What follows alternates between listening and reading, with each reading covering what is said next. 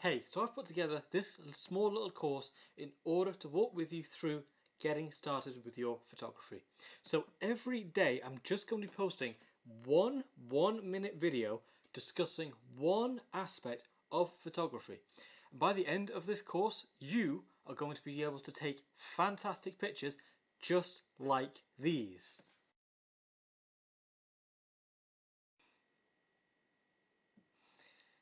But remember, I can only support you, and only you can help you. Should you have any questions as we go through this together, do feel free to get in touch. So there's a saying that the best camera that you have is the one that you have on you in the moment. But for most people that is their cell phone, which has quite a small sensor. But if you're thinking of buying a professional scientific camera with a much bigger sensor and a lot more control over your image, here is some things that you need to think about when deciding between a film camera and a DSLR. When you are deciding between getting a DSLR and a film camera, consider your budget for its use. Now with a film camera, it's quite expensive in order to keep purchasing film so that you can keep taking your pictures. You also have to pay in order to get those pictures processed. Whereas with a digital camera, you can take thousands of shots and the only thing that you need to pay for is a one-time purchase of interpretive software. Of course, if you want to edit that software, editing software is additional, but compared to the price of film, it's a lot cheaper in the long run. Why is there such a huge range in terms of the price of cameras? It comes down to the variability of functionality. Different cameras allow for different amounts of control over the final image. When you're just starting out, entry-level DSLRs, the cheapest cameras, come with the assumption that you are still learning the fundamentals. So they offer a lot of inbuilt assistance at the cost of lacking a lot of control over the final picture. When you get to professional level gear, the assumption is that you understand the fundamentals and are looking for more control over your picture. It's a lot more expensive at the professional level, but you get greater control. A lot of people make the mistake of starting out with professional level gear, and they can be discouraged by how complicated it can be. Start with a camera at your skill level.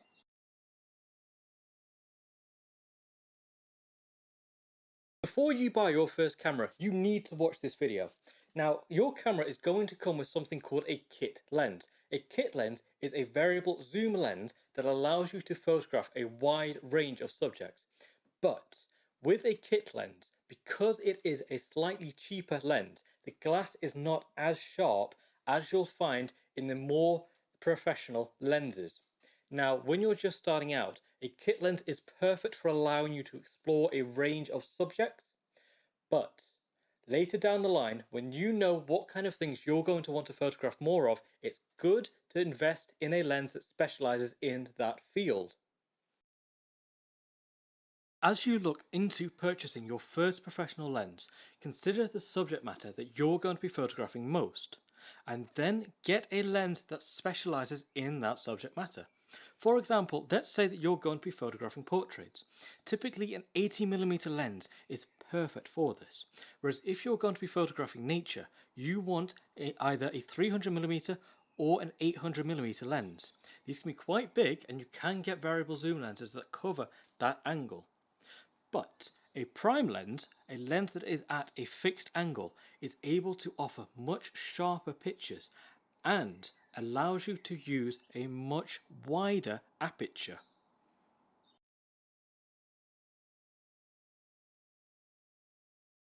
Now when you start looking into lenses to buy, it's good to be mindful of the different angles and what they're specialized for. For example, if you like photographing more architecture and properties, you want a wide angle to make sure that everything fits in frame. So you may want to look at a 12mm, 50mm, 25mm, something that gives you a wide angle of view. Now if you're going to be photographing portraiture, you may want an 85mm because this can shape the face very well and allow you to get full body shots as well. If you're looking for more of a general lens, 50mm is perfect for this as it's closely related to the angle of the eye.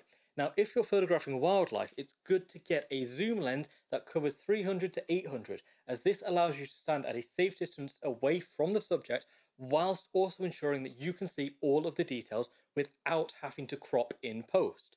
Save this video for later or share it with a friend who's learning photography, and remember, have a happy, healthy and healing day.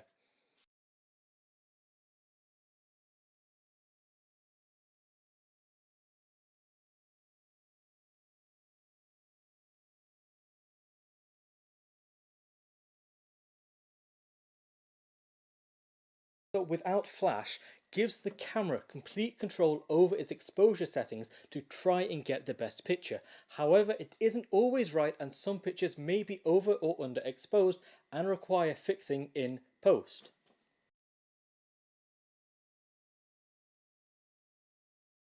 So you've just picked up your first camera. Let's walk through what the different modes do and how they can help you to take a better picture.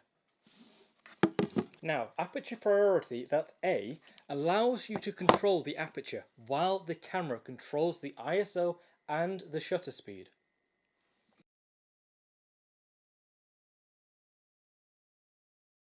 What is the aperture?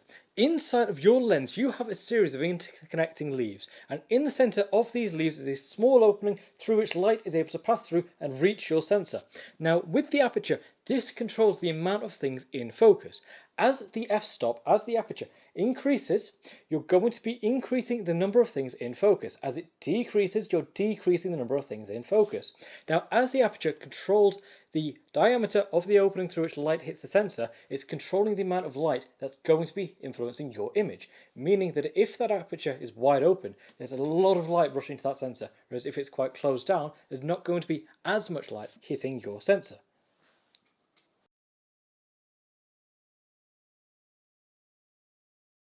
So you've just picked up your first camera. Let's walk through what the different modes do and how they can help you to take a better picture.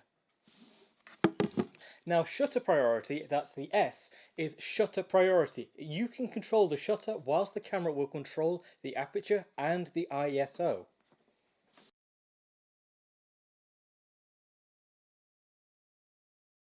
So what exactly is the shutter speed? Inside of your camera you have a curtain called the shutter that's located in front of your sensor. Now the shutter speed controls the speed at which that curtain opens and closes. If you're photographing a fast moving subject, you may want a fast moving shutter so that you can catch a glimpse of that subject in frame without getting overwhelmed by the information in the background. But if you're photographing a slow moving subject, you want an equally slow shutter speed to allow enough information to hit your sensor. Now having that curtain open means there's going to be more light hitting your sensor. If it's closed, there's no light going to be hitting your sensor, so you can use the shutter to fine tune your exposure and control the amount of light that's going to be influencing your image.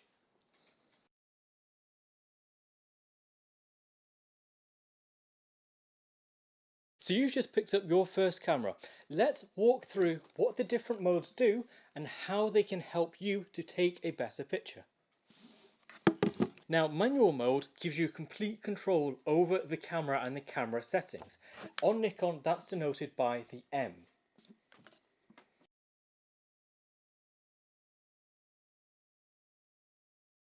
So what is the ISO? Well, ISO stands for the International Standardization Organization, and in this instance it corresponds to the sensitivity of your sensor to light. Now some photographers are afraid of going above ISO 100 because they're frightened of something called noise. But if you remember, noise is simply irregularities of light that's hitting the sensor.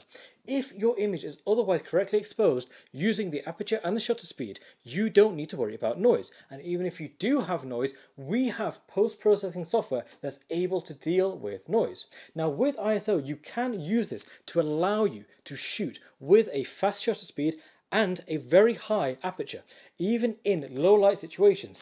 But don't just rely on this. You may need to bring in additional lights so that you reduce the risk of high noise.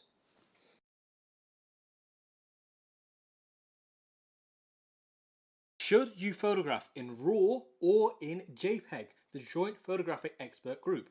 Well, to put it simply, with the RAW file is the raw data. There's a lot of information to use there, whereas a JPEG is a compressed file with not as much information, but it can be used immediately from the camera. Whereas with a RAW file, You need an intermediary software in order to read, interpret, and translate that file into a universally accepted file type. When you're photographing, think about the applications. If you want to post-process those pictures, shoot in RAW so you have the most information to play with. But if you want to post those pictures straight from your camera, use JPEG in order to apply and distribute those pictures immediately. Think about the practicability and the usage of those images.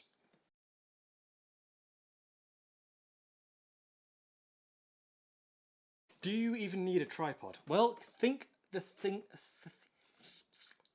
do you even need a tripod? Well, consider the things that a tripod allows you to do. With a tripod, you are able to photograph a long exposure. You can photograph moving water and waterfalls and get that nice, smooth, creamy effect that is not possible with a handheld camera because of motion blur. Those minute shakes in your hand as you're holding your camera will interfere with the image that you get at the end. With a tripod, you don't need to worry about that. In addition, if you're photographing a landscape, having a tripod allows you to wait for the perfect moment without having to constantly hold the camera and stress your muscles. A tripod allows you to photograph more subject than is possible with just using the camera alone.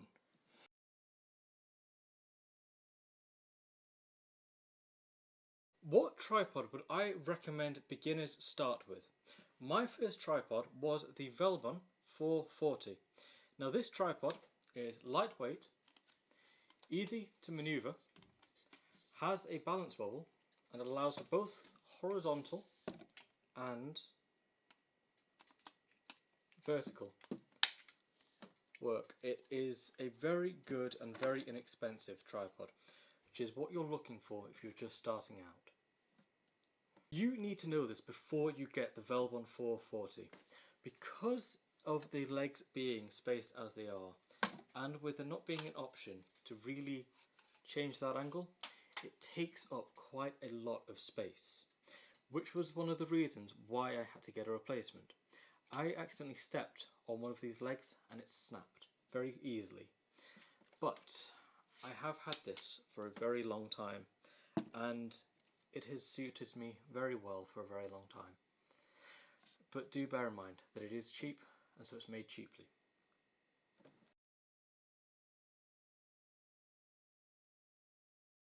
What are the different genres in photography? When I first started out with photography, I only really thought about photographing nature, those plants and animals. But there's a huge range of photography genres, from real estate to weddings to product to commercial to adverts to stock to wildlife to lifestyle to portraiture to headshots. There's a huge range of different genres in photography for you to explore and enjoy.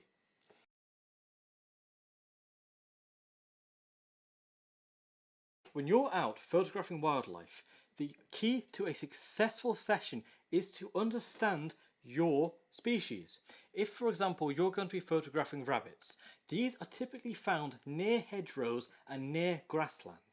But if you're going to be photographing squirrels, these are more likely to be found in densely wooded areas as opposed to open plains. Know the species, know where they can be expected to be found, and know when they can be expected to be found in order to make sure that your session is successful.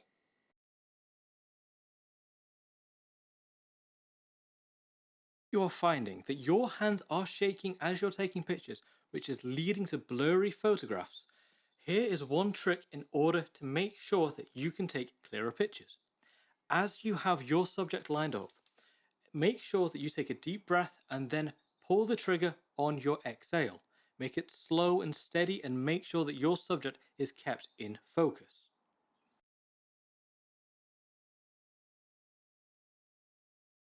I am not a fine art landscape photographer, but I do on occasion take landscape photos, and so this is what I consider before taking a picture.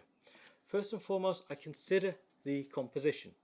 Do you remember how we previously spoke about the rule of thirds?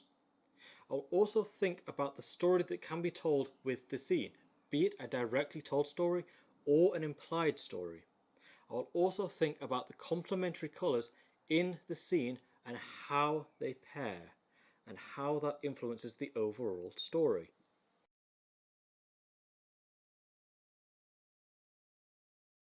So your whole picture is blurry. Let's walk through it and see what could be happening. Now, if you've got quite a low aperture, you need to make sure that you are focused on your point. It can be that your autofocus point has selected an area in the image that is away from your subject of interest. It can also be that your shutter speed is a little bit too slow and your handshake has influenced the steadiness of the camera. It could also be that the ISO is not at the right level in order to get the maximum amount of light needed to correctly expose your image. Make sure that your settings are correct, and we'll talk about some other things that can be affecting the quality of your image. So your whole picture is blurry and you've got the correct fundamental settings.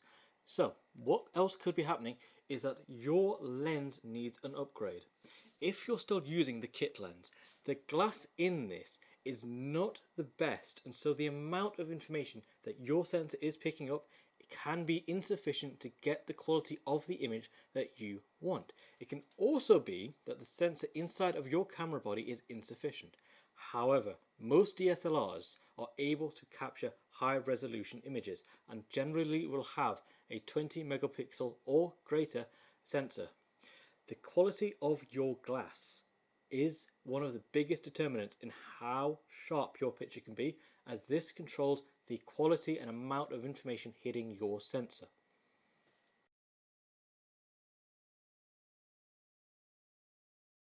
Over time, your equipment is going to start collecting dust, grime and other muck. You want to make sure that your equipment is kept in a pristine and functioning condition. I use something called cam kits. That kit comes with a brush, two-sided, a fine coarse brush, specialized cleaning solution, a microfiber cloth, and perhaps the most useful tool of all, an airbrush. This is fantastic for getting rid of small particles that are stuck to your lens and that are buried inside of your camera body.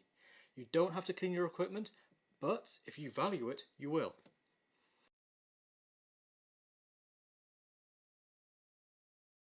The one key trick to building a successful portfolio is to go outside and take pictures.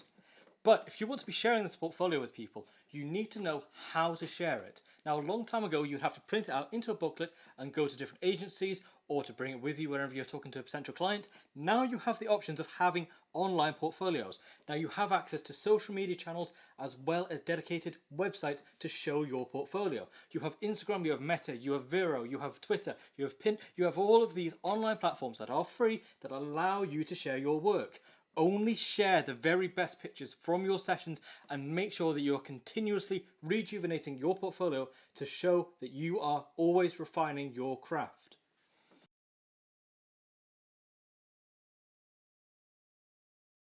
When it comes to taking pictures of people, the people in the picture are the most important thing. Remember this. When you are taking your portraits, you need to bear in mind that it's a person in front of that lens, and you should be spending around 80% of your time connecting to that person and about 20% of that time actually taking the picture. The connection between the photographer and the subject is what's going to make that picture profound. If there's no connection, if people are awkward and uncomfortable, that's going to show in the picture. So take your time, don't rush. Get to know the people that you're working with so that when you take the picture, it's just a snapshot in history of a great time.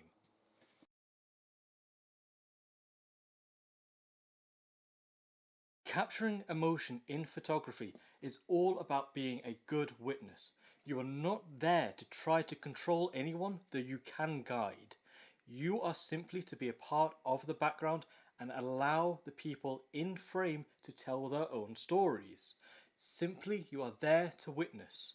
When you observe and you take note of your subjects, this will allow you to guide people to certain emotions. If, for example, you have somebody who likes making jokes, facilitate a space for them to crack as many jokes as they can, and I can assure you, you're going to have a good time.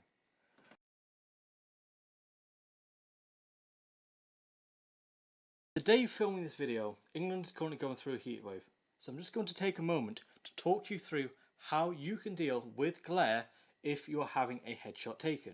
Now glare, as you can see, is derived from the light hitting the skin and then bouncing off via the sweat or the oil. Unfortunately, this is sweat, so it doesn't really matter what I do, it's always going to come back. You can reduce the temperature in the room. You can use a towel or a makeup wipe or a baby wipe or tissues in order to get rid of any glare. There is special makeup that makeup artists have access to that can reduce the effects of glare. You want to make sure that your subject is primed before you have their headshot taken, because trying to get rid of this glare in post is very, very difficult and very time consuming.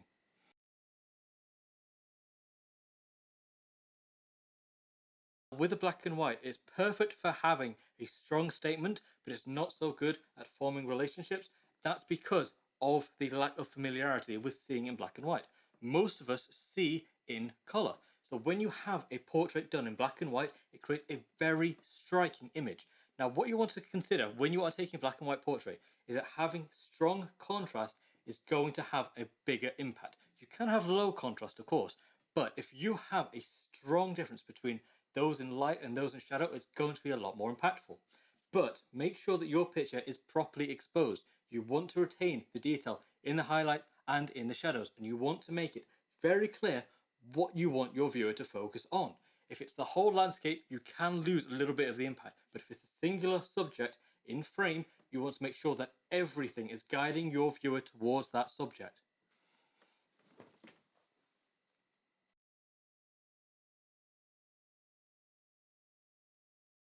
When is the best time to take pictures? Well, it depends upon the kind of pictures that you're looking to take.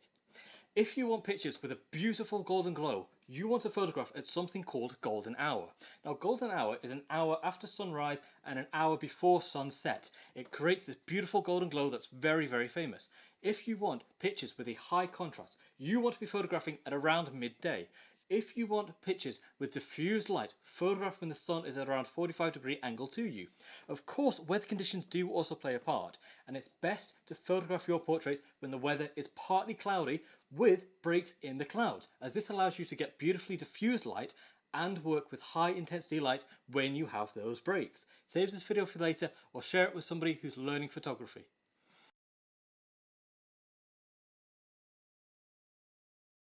When photographing in low light conditions, you want to ensure that you have the correct ISO. You can, of course, use a low f-stop in order to bring in a lot more light, because remember, with a low f-stop, that aperture is wide open, allowing more light to hit your sensor. But if you want to get a landscape in, you want a lot of things in focus, you may not want to sacrifice your aperture. So you can also reduce the speed of your shutter. However, this can introduce something called motion blur. So I would always strongly urge you to consider raising the ISO. The best option when shooting in low light is to bring in additional light sources, but that's not always a viable option.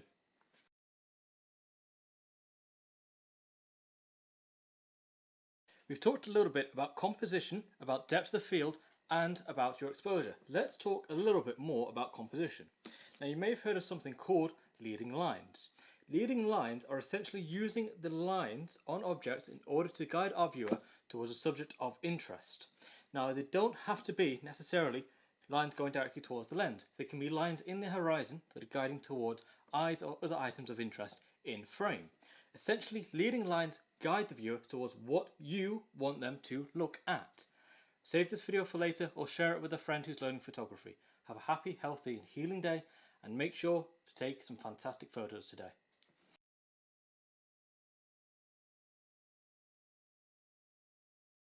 So, you have mastered the exposure and you've started learning about composition.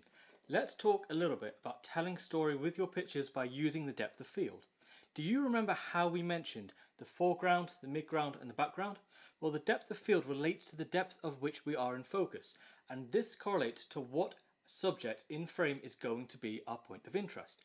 If, for example, we have a subject in the background, this is what we want the viewer to focus on, whereas if we have a subject in the foreground, this is what we want the viewer to focus on. By selectively focusing on one key aspect in frame, you can guide the viewer's eye towards this item and allow that to tell the story.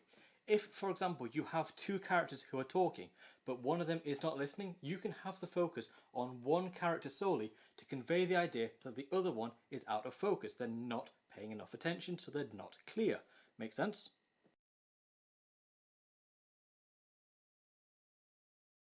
Let's talk a little bit more about composition. Now, in this video, we're going to be discussing negative space. First of all, what is negative space? It's the space in frame that is not your subject. For example, all of this is negative space.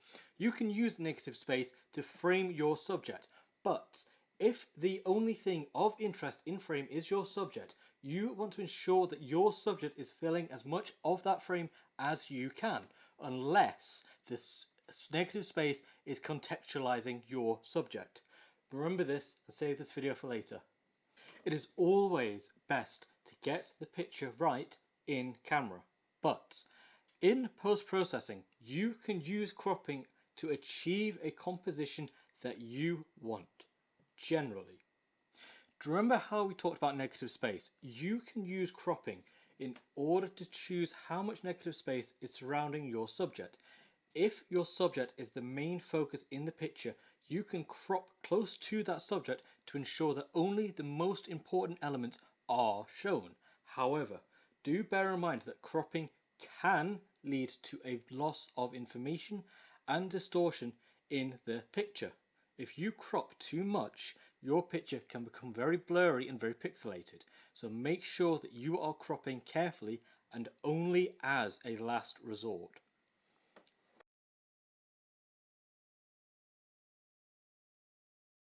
Do you remember when we spoke about the aperture and how when we use the aperture, the higher up that number goes, the more things are going to be in focus? Well, the inverse is true. If you drop that number down, less things will be in focus. If you get an aperture at around f2.8 and you get your subject to be a few meters away from the background, you can get an effect known as bokeh. The lower that f-stop goes, the stronger this effect will be. And the further away from the background your subject is going to be, the more pronounced this effect will seem.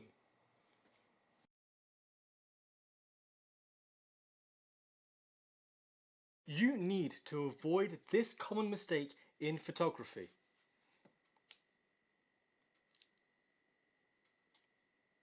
Yeah, you know.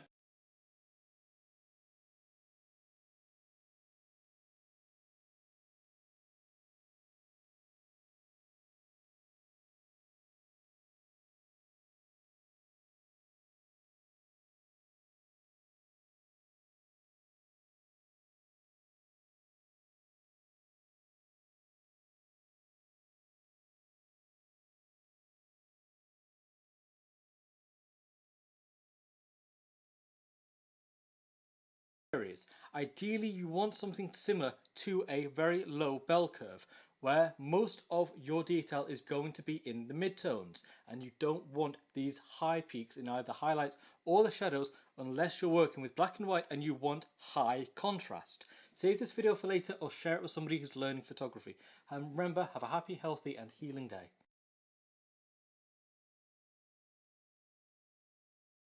So you may have heard of something called high dynamic range, but what is this?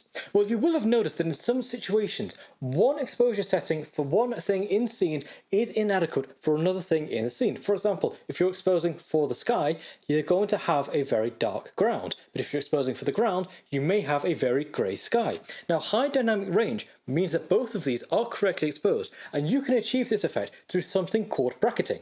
This is where you'll be taking multiple images of the same scene, and then in post-process you're going to be merging these images together so that the image in which the sky is correctly exposed and the image of which the ground is correctly exposed are merged, showing a very high detailed image that has a high dynamic range.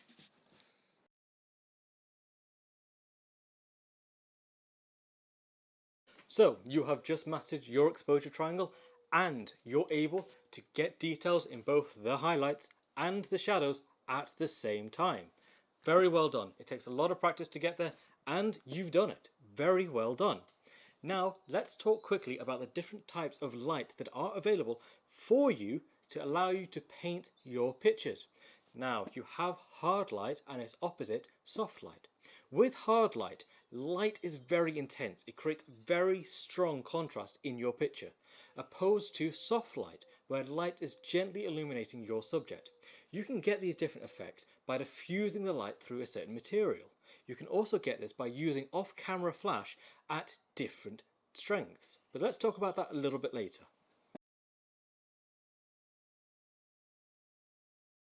Colour theory, in its essence, is the effects of colour on our experience, and you can use colour theory in order to elevate your photography. For example, these two colours are close to complementary, which means it's going to have a very striking effect. But pairing yellow and red, there is not as much of a stark contrast. These are referred to as analogous colours, and it can create more of a soothing, calming effect. Knowing these influences, you can guide the viewer's experience with your picture.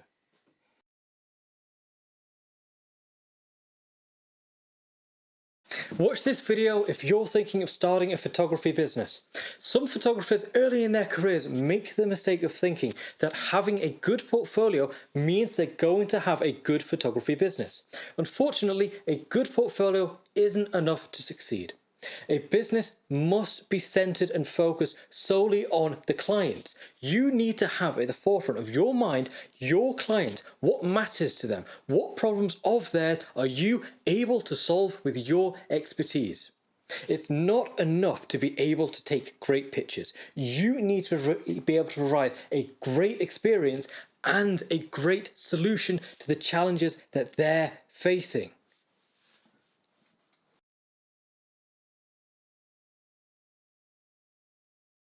This one thing could save you time and make you money. What is it? It's unlearning. As you work, try to unlearn steps in your process to refine it down and make it more efficient.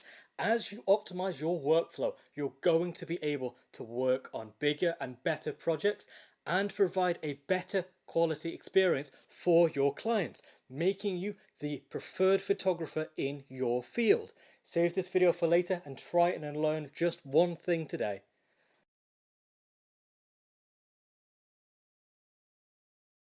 You need to make sure that you are planning out your photo shoots. It isn't enough to make it up on the day. Make sure that you have scouted the location beforehand so that you have an idea as to the photogenic locations, and make sure that you have a contingency plan in place in case one area is busy so that you know another area within walking distance that you can use. It's not enough to be problem solving on the day and trying to figure it out in the moment. You want to be focusing on taking pictures, not trying to put together the photo shoot during the photo shoot.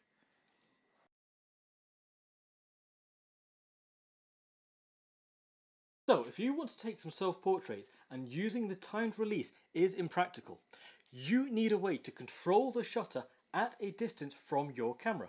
Now I use Nikon, and Nikon comes with a system that I can download an app and control my camera remotely. Every camera is different. Every camera needs a different system in order to be manually operated at a distance. Read your user manual so you know exactly what you need for your circumstance.